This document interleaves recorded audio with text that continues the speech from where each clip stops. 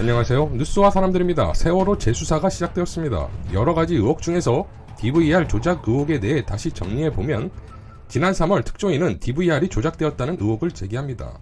DVR은 선내 60여 개의 CCTV 영상이 녹화되는 저장 장치이지요. 따라서 이것을 수거하면 당시 사건이 어떻게 일어났는지를 알 수 있는 일종의 블랙박스를 건져내는 것과 같은 일이었지요. 해상사고 매뉴얼에도 DVR 수거를 해야 한다고 나옵니다. 그런데 왠지 DVR 수거는 일절 진행되지 않았고 나중에서야 유가족 측에서 문제 제기를 하지만 사건 발생 2달이 지나서야 수거가 진행되지요. 당시 DVR 인양은 다음과 같이 진행됩니다. 2014년 4월 16일 세월호 사건이 발생하고 5월경 가족협의회에서는 해경과 검찰에 DVR 수거를 요청합니다. 6월 15일 해경이 수거 계획을 가족들에게 설명하고 6월 22일 해군이 DVR 인양에 들어갑니다. 사고가 난 후 2달이 지나서지요.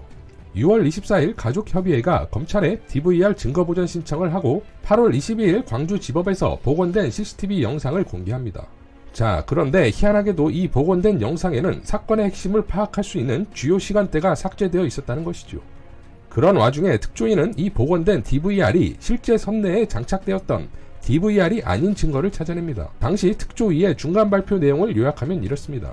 2014년 6월 22일 해군은 DVR을 수거하지 않았다.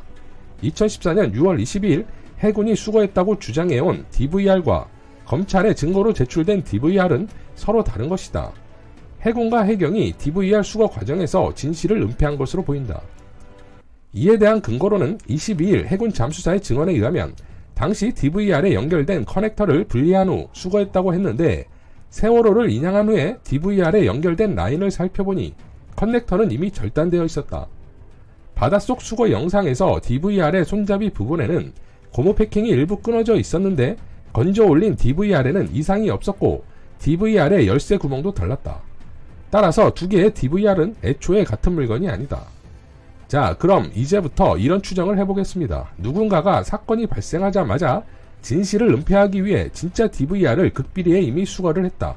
DVR 조작에 필요한 시간을 벌기 위해 해상사고 매뉴얼의 기본인 DVR 수거는 일절 함구시킨다.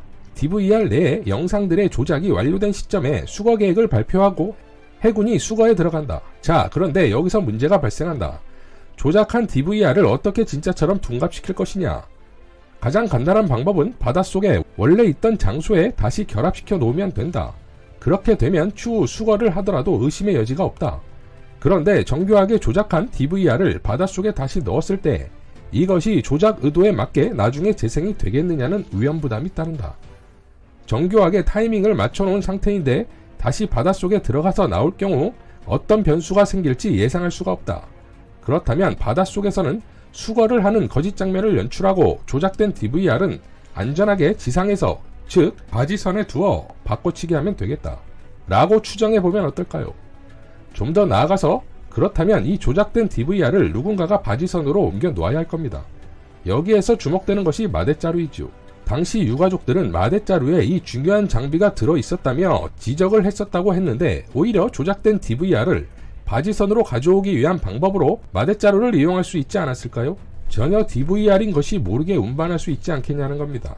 자, 그럼 누가 이런 엄청난 일을 기획하고 실행에 옮길 수 있을까요? 해군과 해경을 움직이고 DVR을 미리 수거해 극비리에 영상 복원이 가능한 기술을 보유하고 바꿔치기까지 가능한 자들이 누구냐는 겁니다. 이래서 당시 국정원을 의심할 수밖에 없겠지요. 이미 선박소유 의혹이나 건져 올린 선원의 노트북에서 국정원과 관련된 문서가 나왔었지요. 당시 국정원장이 남재준이었습니다. 사성 장군의 참모총장 출신이니 군을 다루는데 수월할 수 있지요.